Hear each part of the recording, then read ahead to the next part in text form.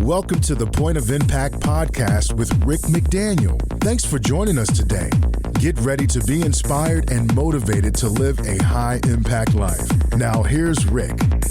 Welcome to the Point of Impact podcast. I'm Rick McDaniel. It is great to have you joining us today, and I've got a treat for you today. One of my best and longest time friends, I won't even tell you how long we've known each other, but it's a long time, is with us today. Tim Storey, life coach to so many celebrities, a fantastic speaker and author, and someone who really is in many different worlds, in the business world, in the entertainment world, in the church world. He's just has so many marvelous experiences, and he has written a new book called The Miracle Mentality. And today we are going to talk about that book and some of his marvelous insights. So Tim, welcome to the Point of Impact podcast. Rick, good to be with you, and good to talk to the smartest guy on campus. A lot of people don't know that about you, Rick, but I do. We went to the same college, and no doubt about it, Rick McDaniel, smartest guy on campus. Well, I hope I'm still the smartest guy, but we'll see. We'll see if after this interview, if I am. So let's just jump right in. And there's so much we could talk about today, but let's just talk about the book, because you have this fascinating framework where you talk about the messy, the mundane, the madness, and ultimately the miracle. And I just know all of our listeners just really want to try to understand that. So can you just break that down for us today, Tim?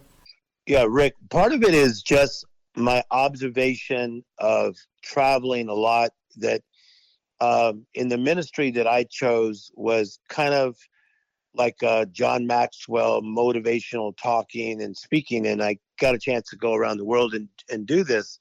And I would find that a lot of people were living in what I call the land of okay. Like, hey, how's your life? Okay. How are your kids? Okay. How's your church even doing? Okay. And as I began to think about this land of okay, I love words. And so I thought, wow, they're kind of talking about this mundane living, this normal, regular, status quo living. I thought, okay, nothing wrong with mundane when it comes to chores. But if you are describing your life as just okay or mundane, that's probably not so good. But then I saw that there were these levels of M's, the mundane, the messy.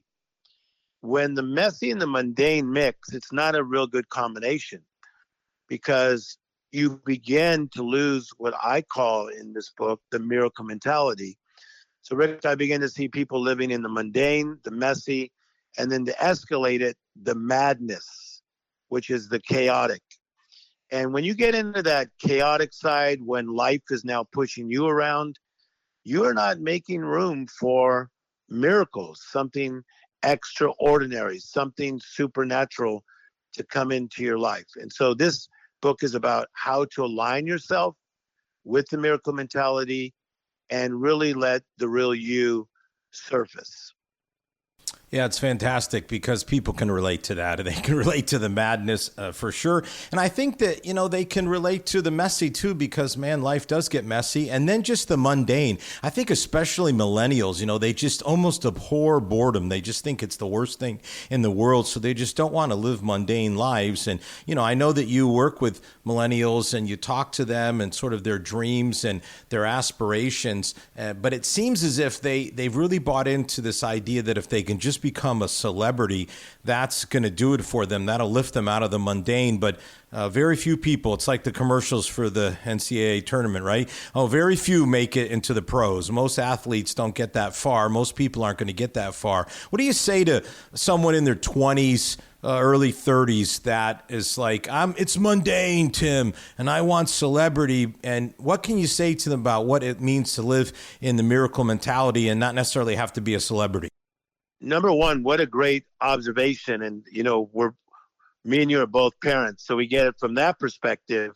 But we also get it because we pay attention and we watch how a lot of people are responding to life. I think in fairness to people at that age group that you're talking about, is that they have these images and insights coming at them nonstop, like never before, about this whole celebrity culture. And I'm glad that you brought up that word because I know you're a wordsmith.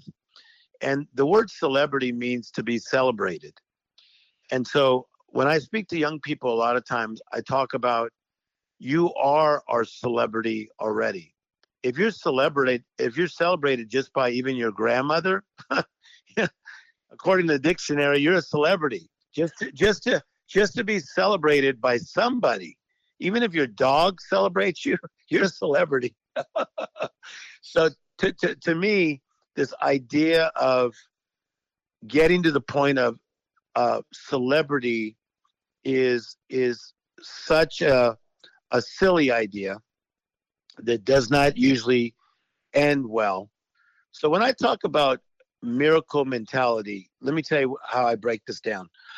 Like if Rick McDaniel was to go into your city and speak to a group of 6 and 7-year-olds, and when you got done with your motivational talk, if you said to these kids, what do you guys want to be when you get older? And one kid may say, an NBA player. Another kid may say, the president, a little girl, a ballerina. So why are they thinking that way? Because of the way we both believe. We believe because we're made in the image of God. So I believe that we have a miracle mentality that is in our DNA. But it's something then that needs to be cultivated instead of somebody coming into your life and trying to get you to step into a reality that is their reality. And so one of the things about your life, because I know your life, is that you had good mentors around you that pulled out your miracle mentality and told you that you could. Yeah. Yep, man, you're right. The mentors, the influence. And of course, this is what's great about what you're doing here, because you've got your speaking, but now with this book, you can be a mentor to people from afar. And there's certainly something to be said for that. I mean, this message, I was on Clubhouse with you, a week or so back, and people are just eating it up, man. They're just starved for this kind of information. They just really need it. Now, there's something you talk about in your book, and man, I tell you, it just jumped off the page to me. You talked about accepting uncertainty. And, you mentioned about how many of the celebrities, the famous folks, the people in Hollywood that you've worked with and athletes, and how many of them, even they struggle with this. And I thought, man, if they struggle with this, what about the rest of us? So just talk to us more about how the miracle mentality works in regards to accepting uncertainty in life. So as you know, the miracle mentality is there's stages. So number one, you can go from believing in miracles. And as we both know, most people believe in the miraculous. So you got to go from believing to here's the tough one for most, is expecting. So I was with some people the other day, and I ordered an Uber. So the guy says, well, let me track and see how far your car is. And it said 8 minutes. And then he goes, well, let me look again. It was a young guy. And we looked again. He goes, oh, it's only 4 minutes away, because he wanted to know how much time he could talk to me. So he was expecting that Uber to come because we ordered the Uber. So you got to believe, and then you got to expect. And that's a key thing right there in this idea of uncertainty. That if you believe in the God of miracles, and you believe in the God of Proverbs 3, 5, and 6, trust in the Lord with all your heart, do not lean on your own understanding, in all your ways acknowledge him, and he shall direct your path. When you go from believing to expecting, then you can be certain even in the midst of uncertainty. And you can be steady in unsteady. Yeah. That's good. That's good, because we need it. These are unsteady times, and there's no one that can guarantee certainty in almost anything in life. And really, as we know, it's really out there on the world of risk and belief. That's where all the good stuff, that's where all the fun stuff happens. And yet inherent in that is this idea of uncertainty. So you talk again in your book about an uncommon life. And I know this is a theme that you've developed before, But I'd like you to just kind of unpack that for our listeners today, because I just think that so many of us want an uncommon life. We don't want a common life, but in order to have an uncommon life, certain things need to happen. Tell us what needs to happen to move from common to uncommon. There are steps to regaining your uncommon thinking, because studies have been provided that most kids are thinking uncommon thoughts. That's why they have imaginary friends. And you could give them like one toy and they're playing with it for 2 hours straight, and all it is Spider-Man, or a little girl with a doll. But so I think this idea of getting back to uncommon thoughts takes steps. And the steps that I talk about is, number one, you have to become awake. And that is to be conscious. What I find is that many times there are things that cause us to wake up. And this is an interesting study, Rick. They find one wake-up call for people is when they actually are at somebody's funeral. That they're at a funeral and they wake up and say, oh my gosh, like my friend really passed away. Like this really happened. And one of the biggest wake-up calls to people is a funeral. The second is broken relationships of, oh my gosh, he really left me, or she really left me, or a divorce, or some kind of tragedy, okay? Or illness is another one. But you don't have to go through all that to get awake. But first thing you have to do is become awake to get to this uncommon life. Secondly, you have to take inventory. Man, that's a tough one for people. You got to take inventory. You have to look around and say, how am I in my mindset? How am I in my spirit? How am I in my physical body? How are my kids really doing? How is my marriage really doing? Or how is my singleness really doing? How is my job? How is my finances? So number one, you become awake. Number two, you take inventory. And number three, you have to say, what kind of principles am I living by? And Rick, how powerful is that? Because that's you. You're one of the best teachers I know. You teach the principles of an uncommon life. Even the name of your show is about uncommon living. And so, yes, so for people, if you want to get to the uncommon place, what kind of principles are you following? They better be uncommon principles. And they better work. They better be proven and tried and true. And certainly that's what you and I have been living by for the better part of our entire adult lives, because those principles do work. And when you see them work over and over again. And let's just talk a little bit about that in terms of a miracle mentality, because you have seen some very amazing miracles take place. And obviously, that has to build in terms of your mentality. So just talk to folks about the idea that they're like, I don't know, I believe in this miracle stuff, expecting it. Maybe I could, but just walk them through just some of your own life about how you've seen things that have opened your mind to the place that you can write a book called The Miracle Mentality, because you really do, in fact, have the miracle mentality. Yes. And thank you, Rick. I think, again, you have to believe.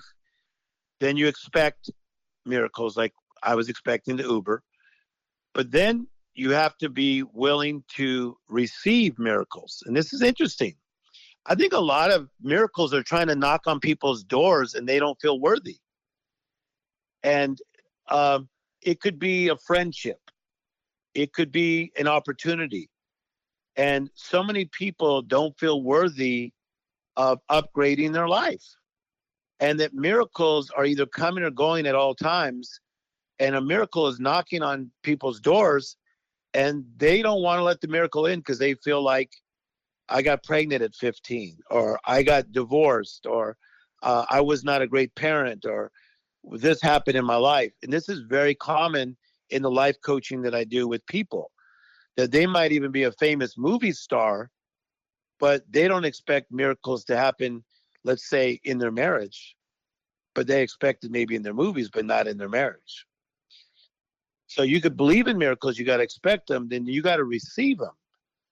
And then what happens, the more you receive them, you become a miracle. And if I could just say and brag about my friend here, that's what's happened to your life. In my opinion, you become a miracle because were raised in the miracle mentality from your father and people around. You did your own research, your own study. You married a woman that has a miracle mentality, right? And you embrace this miracle mentality and this mindset together. So you believe, you expect, you receive, you become. And then here's the fifth point that's amazing. You become a miracle releaser. So, man, this is where life is. When you walk in a room and you could change the atmosphere with a miracle mentality.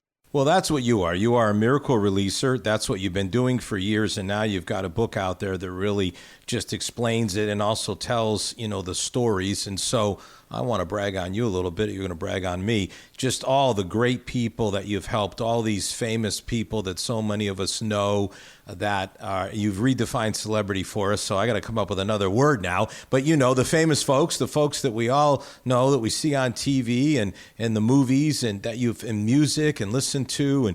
And so just tell us a story or two, that just would just show us what it means to just really be like a miracle releaser and how you've been able to help people, even people that we think that person needed help and they did. We all need help. Like you say, someone might be doing great in their career, but in their marriage, it isn't the same. So give us a story that you can share with us. I'll just say, and when I talk about people, it's what I do for a living.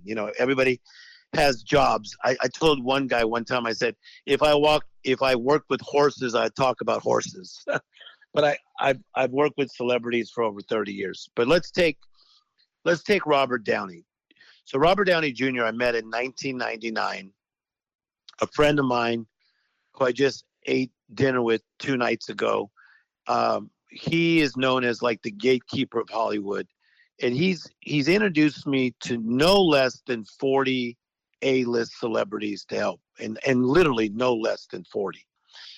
And so this guy is good at what he does, and he attracts those kind of people because he's good at what he does. So Robert Downey was struggling, and this gentleman that introduced me to him had at that point probably introduced me to 7 A-list celebrities that I was helping, and told Robert, you got to talk to my friend Tim. So I didn't know it was going to be Robert. I'm just sitting at a restaurant in Beverly Hills on Sunset Boulevard, and the Robert Downey Jr. walks in. He was already an amazing actor. It was before Iron Man. And we just dialogued about his life and that he was struggling and he was spiraling in his life. And so from that point, I began to help him. And it's an interesting thing that I helped him, but he also helped me because I was strong in an area of recovery to discovery and recovering from things that he had been through in his childhood and recovering from things he was dealing with presently. But he was so brilliant and is so brilliant in his mind and his creativity. So it's interesting to me, Rick, that a lot of people that I life coach, it may have started with Tim Storey helping them, but a lot of them have really expanded the way I do things and have seen life. So it's been a beautiful thing for Robert to take me on his journey, to really say great things about me, nice things about me, to put me on his board for prison reform, ARC, helping the incarcerated, to let me be part of his life. But what a comeback to really be struggling to where he was on a famous magazine and basically they said he was done. And then to become Iron Man and do the things that he's done as a businessman and, to just break through walls that people didn't expect him to break through. So I think that's a great setback to comeback story. Comeback book, and I know you've written one too for sure. I have the top 10 comebacks of all time. He's in that list. He's in the list of top 10 comebacks because I mean he went so low, as you know, because you helped him through that, and end up in jail and prison and just substance abuse. And of course I know you're doing great work, and I mean even around the world, not even just in America but around the world, with recovery. And so many people are challenged by addiction, and man, we could talk about so many things, but let's just take a moment and just share a little bit about that. Because I mean, I'm going to tell you, I think if you're not struggling with some kind of life controlling issue, you probably have someone in your family or definitely one of your friends who is. And so, man, we need help in this area. Just give us some of your insights after years of working in this. Yes. And Rick, I think, part of the thing of my early struggle of like coming from a lower income family, and, there wasn't many people that had graduated from college. I was the second. I had one other cousin that had graduated college before me. In our culture and in my family, there was depression, there was alcoholism, that was very, very strong in the family. That had a grip on our family, but also people around me. So I saw a lot of people acting disorderly as a child, and I didn't like the feeling. I didn't like the chaos. I didn't like the confusion. I didn't like how a room could go high and then low just because somebody walked in a certain state. And instead of running from it and saying, well, that's not me, I run from it, and I'm just going to just not be around people like that. It gave me a heart for people, because I thought, these are probably good people, but something's got a hold of them. So I started working in the recovery space very early in life. And a lot of it started with my brother's friends. I mean, I was really into God at 15, 16, 17 years of age. And I used to witness to them about God. I led a lot of them to the Lord.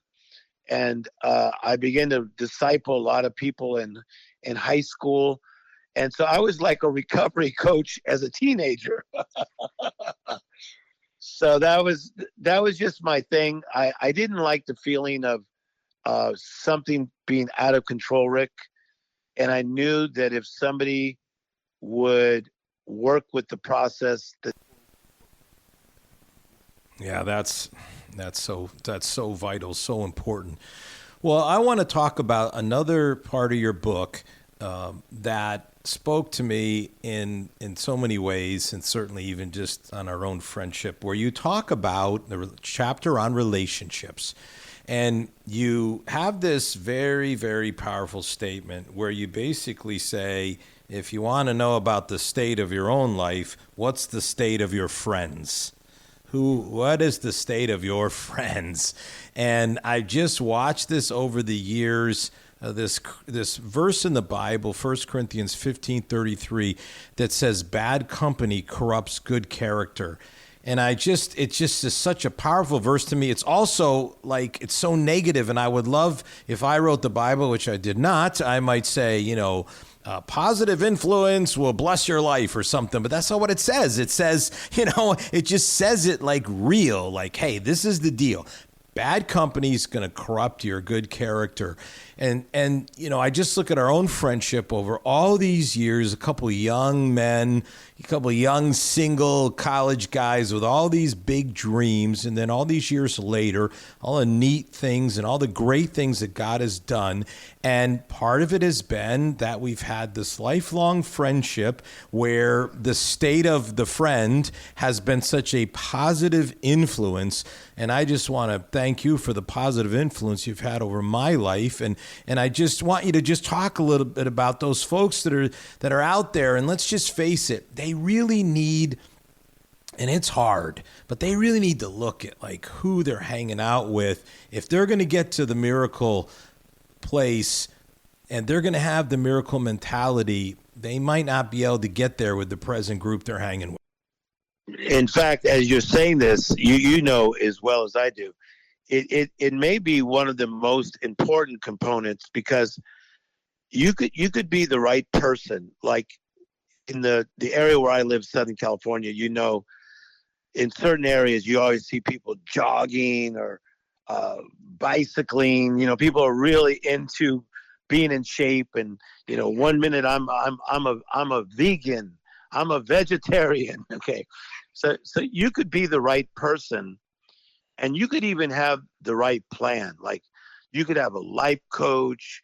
You could have a master plan. You could have gone to Tony Robbins' 27 day straight campaign, and now you're the right person with the right plan.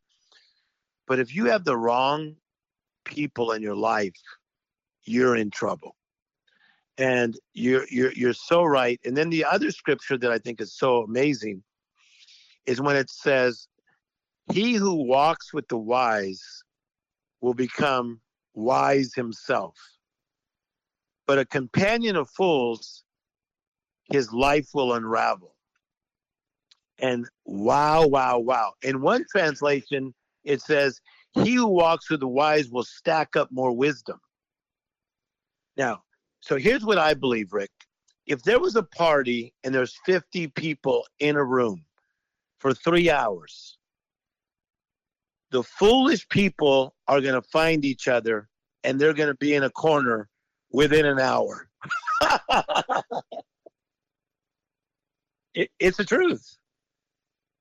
And so it's like when we were on campus at the college we went to, and you see in a lot of what I write or my stories, I say seminary, because I can't even explain the school we went to. They're like, is it a that or that? So that's why you hear me say, when I went to seminary, okay. So, but in the college that we went to, Rick, is that certain people, we found each other. We were from different cultures, but we found each other because like attracts like.